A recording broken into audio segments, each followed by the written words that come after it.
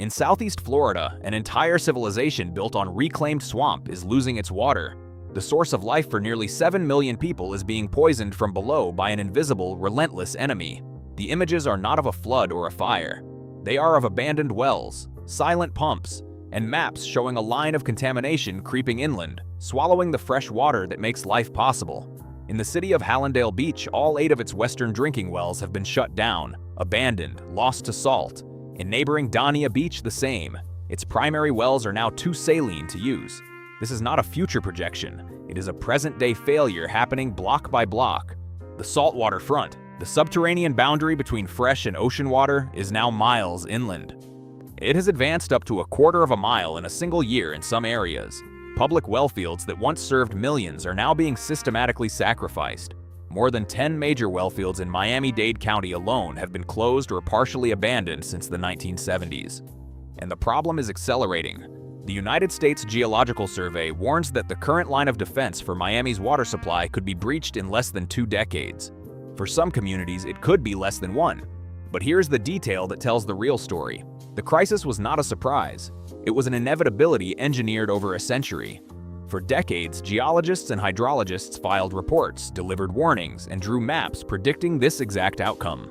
As far back as the 1940s, the first coastal wells in Miami were failing, turning briny and unusable. Reports from the 1960s warned that the explosion of population growth and the canals dug to drain the land were pulling the ocean inland beneath their feet. The warnings were ignored. Development continued. The population surged. The pumping increased. And today, the state of Florida is scrambling to fix a problem it was told was coming for more than 80 years. The cost to hold the line will be in the billions. The cost of failure is unthinkable. This is how it happened. Beneath the sprawling cities of Miami, Fort Lauderdale, and Palm Beach lies the Biscayne Aquifer. It is not an underground lake or river. It is a layer of highly porous limestone, a sponge of ancient coral reef and shell that stretches up to 400 feet deep. For millennia, this sponge has been saturated with fresh rainwater, unfiltered down from the surface. This immense volume of fresh water created a powerful hydrostatic pressure, a constant outflow that pushed against the adjacent saltwater of the Atlantic Ocean, keeping it at bay far offshore. It was a perfect, delicate balance. The fresh water pressed out. The salt water was held back. The Biscayne Aquifer was a seemingly infinite resource, capable of supplying more than 800 million gallons of water a day. Then they broke the system. Starting in the late 1800s, developers looked at the Everglades, a slow-moving river of grass that fed the aquifer, and saw swampland to be conquered. They dug canals, hundreds of miles of them. The C-14 Canal in Broward, the Miami Canal, the Hillsborough Canal.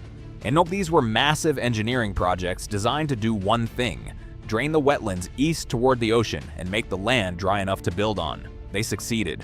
The Everglades was bled dry and South Florida's real estate boom began. But the canals created a catastrophic, unintended consequence. They became superhighways for saltwater. During dry seasons, when freshwater flow was low, the tide pushed ocean water far up these man-made channels, miles inland. The saltwater in the canals, being denser than fresh water, then seeped straight down, directly contaminating the heart of the porous aquifer. The second blow was the relentless pumping. As the population of South Florida exploded from just a few thousand to millions, the demand for water skyrocketed. Cities drilled vast well fields, clusters of immense pumps pulling billions of gallons of fresh water out of the aquifer. This mass extraction lowered the freshwater table. It dramatically weakened the natural seaward pressure. The balance was broken.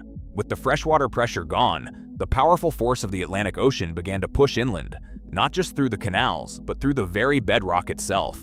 The saltwater front began its slow, inexorable march to the west. It was a two-front assault. Salt pushed in from the canals above and from the deep ocean below, pinching the remaining fresh water in between.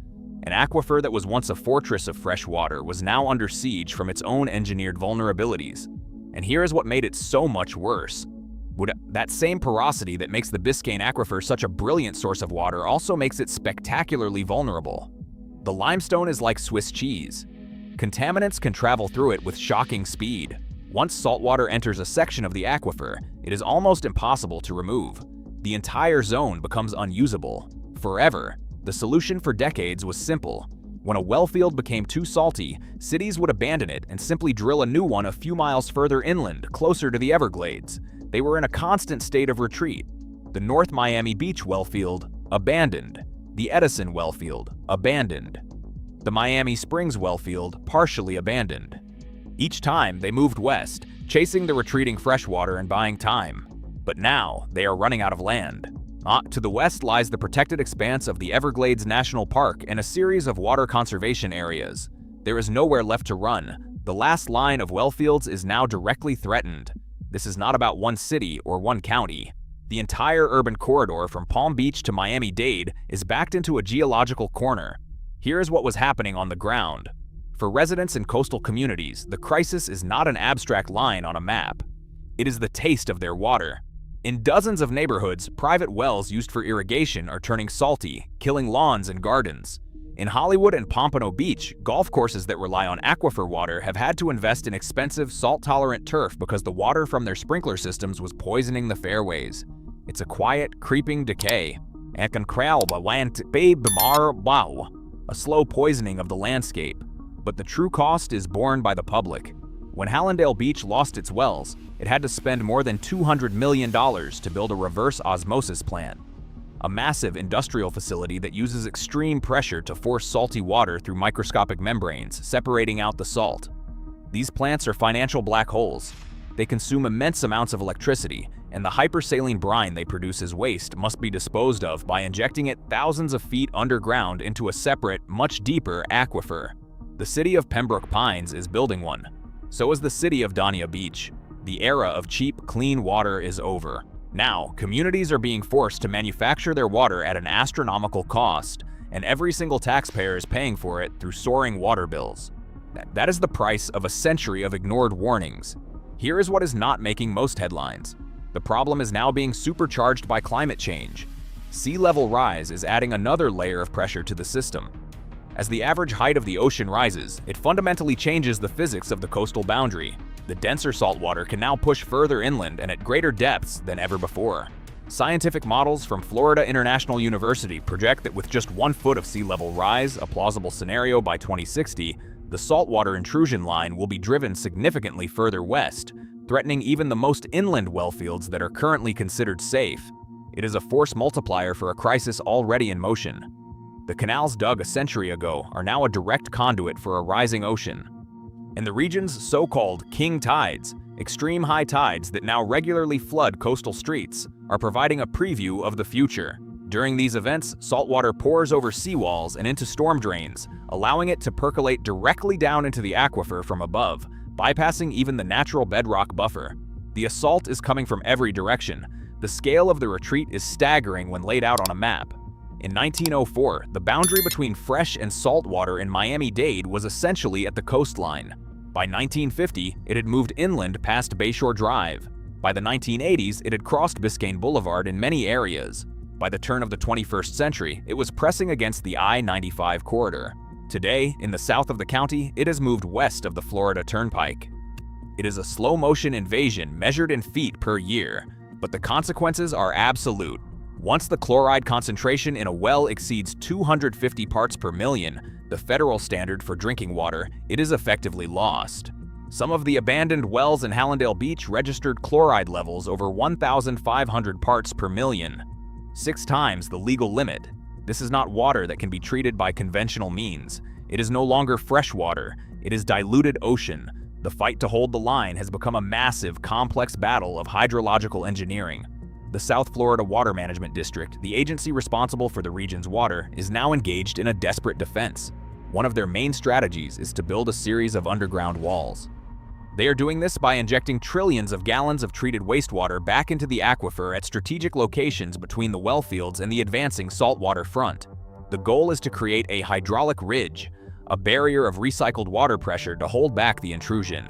They are also building massive pump stations and control structures on the coastal canals, attempting to keep freshwater levels high enough to prevent saltwater from creeping up them during the dry season. It is a multi-billion-dollar effort to artificially replicate the natural balance that was destroyed a century ago. It is a technological gamble to save a region from its own history, but even these solutions are fraught with uncertainty. The process of injecting treated wastewater carries its own risks of contamination, with concerns about pharmaceuticals and other trace chemicals re-entering the water supply. Building and operating these systems adds another layer of immense cost onto public utilities, and all of it is being done while the pressures of population growth and sea level rise continue to mount. Florida is projected to add another 4 million residents by 2040, many of them in the already strained southeast corridor. More people means more demand for water, more pumping, and more stress on the aquifer. It is a vicious cycle. The very growth that the original draining of the Everglades was meant to enable is now threatening the long-term survival of the cities it created. This story has a historical parallel. In the early 20th century, a frenzy of land speculation, fueled by the promise of newly drained land, created the Florida land boom of the 1920s. It was a bubble built on the belief that nature could be completely re-engineered for profit. That bubble burst spectacularly, culminating in a devastating hurricane in 1926 that revealed the folly of building on vulnerable, low-lying coastal land. Today, a new reckoning is underway. Not with a single storm, but with a slow, silent flood of salt. This crisis exposes the foundational myth of South Florida, that the environment could be endlessly manipulated without consequence. The consequences are now arriving. They are arriving in the silent closure of wells, the rising cost of water, and the quiet death of lawns and gardens from salty irrigation. A reckoning not with the wind and rain, but with chemistry and geology. Deeper still, and the issue strikes at the heart of the region's agricultural industry. West of the urban corridor lies the Homestead agricultural area, a billion-dollar industry famous for its tomatoes, avocados, and tropical fruits. It, too, relies on water from the Biscayne Aquifer. For years, farmers there have reported increasing salinity in their irrigation water, especially during the dry season. Salt stresses plants, reduces crop yields, and can eventually render soil sterile. The same invisible enemy threatening the taps of city dwellers is also threatening a vital part of the regional economy. The slow poisoning of the aquifer is an existential threat not just to drinking water, but to food production. The response from water managers is a case study in crisis management. When they hold public meetings with charts and graphs showing the advance of the saltwater front, they detail the progress on injection wells and canal control structures. A language of containment and mitigation pervades the discussion. They are fighting a defensive war, but the enemy has no supply lines. It has the entire Atlantic Ocean behind it, and it never stops. The Water Management District's own models show that without these massive, costly interventions, large portions of the aquifer would be lost within decades. The region is now entirely dependent on a technological life support system to provide its most basic necessity.